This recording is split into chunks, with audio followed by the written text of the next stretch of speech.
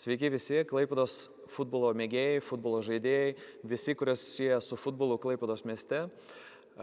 Aš esu Klaipėdos salės futbolo komandos Phoenix FC įkūrėjas ir žaidėjas. Ir šiame video norėčiau parodyti jums daugiau apie savo klubą, daugiau apie mus, daugiau aplamai apie salės futbolą. Ir šio video pagrindinis tikslas būtų salės futbolo popularizavimas mūsų mieste, Klaipėdos salės futbolo lygio kėlimas ir tolimesni mūsų klubo planai. Šitame video aš norėčiau pradėti nuo to, kad mūsų komanda buvo sukurta praeitais metais ir mūsų tikslai buvo pasiekti, tačiau mes norime plėstis ir mes norime tobulėti, mes norime kelti mūsų lygos lygį, kaip ir buvau sakęs, tad mūsų komandai reikalingi būtų nauji žaidėjai.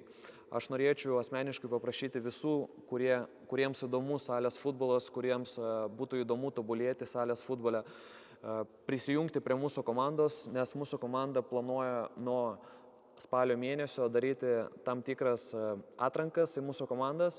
Tai bus peržiūros ar atranka, belenkaip galima vadinti, tačiau tai bus treniruotės pobūdžio atrankos, kur jūs galėsite parodyti savo lygį ir tuo pačiu mes atrinksim jūsų komandą.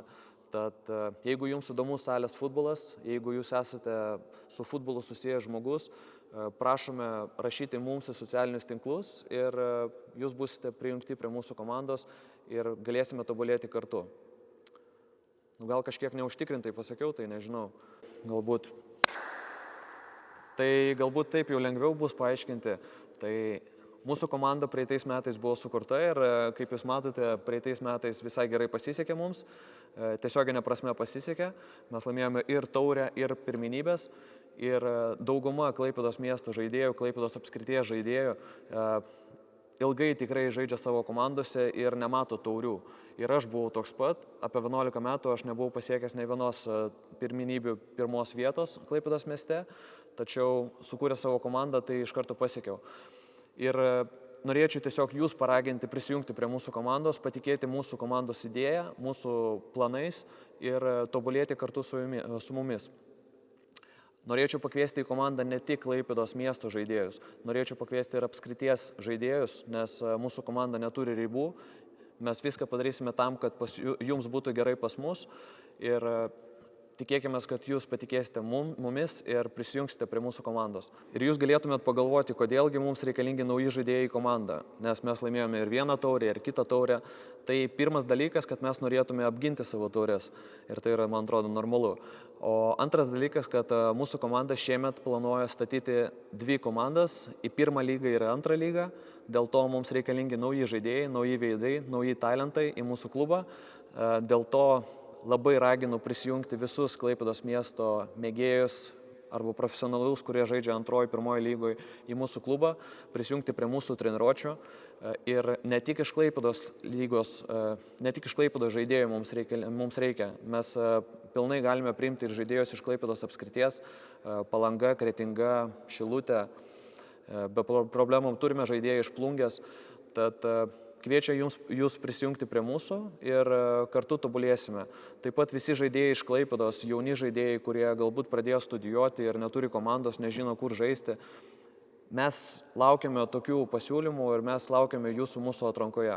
Tad tikėkime, susimatysime spalio mėnesį ir kartu progresuosime ir lauksime salės futbolo sezono pradžios. Tai ką, norėčiau pasikalbėti apie mūsų Klaipėdos salės futbolo lygą ir Klaipėdos apskrities salės futbolo lygą. Tai manau, kad situacija nėra pati geriausia mūsų regione ir situacija galėtų būti kur kas geresnė. Ir viskas priklauso realiai nuo mūsų pačių, nuo Klaipėdos vadovų, komandų vadovų. Tai norėčiau tik tais paraginti, kad šį sezoną komandos, kurios rungtyniavo praeitais metais, nenuleistų rankų, kad vadovai mėgintų rinkti komandas, mėgintų rinkti kuo geresnės sudėtis, nes žaidėjų tikrai yra ir daugelis žaidėjų žaidžia antroji lygoje, bet jie yra lyderiai tenais ir jie galėtų rungtyniauti laisvai pirmoji lygoje. Tiesiog jie žaidžia už savo, taip vadinamas, savo šaikas ir nenori palikti savo komandos. Tad jeigu mes stengsimės labiau, jeigu gerinsim sąlygas, tai ir mūsų pirma lyga galėtų tapti geresnė. Tad manau, kad visi galėtų šiek tiek daugiau pasistengti ir mūsų lyga tikrai augtų. Dėl techninių nesklandumų nesigavo pilnai įrašyti video Klaipėdoje, tačiau aš dabar jau Taivanijoje, miestas Taičungas, ir iš čia aš tęsiu pokalbį apie Klaipėdos salės futbolą. Todėl aš toliau tęsiu savo monologą iš čia, Taivaniaus, miesto Taičungo, kur aš toliau kalbėsiu apie salės, Klaipėdos salės futbolą ir Klaipėdos apskrities salės futbolą ir šiek tiek supažindinsiu jūs su Azija. Aš nenorėjau tikrai sustoti puskelyje dėl mūsų klaidos su mikrofonais, dėl to, kad šitas video man labai svarbus, mūsų klubui labai svarbus, dėl to, kad atranka turi pradėti prasidėti laiku, dėl to filmavimai neturi sustoti dėl mūsų klaidos.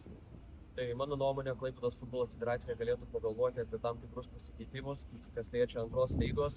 Tai komanda, kuri laimėtų antrą lygą, jinai turėtų žaisti pirmoje lygoje, galbūt su kažkokia nuolaida pirmenybių mokesčiui.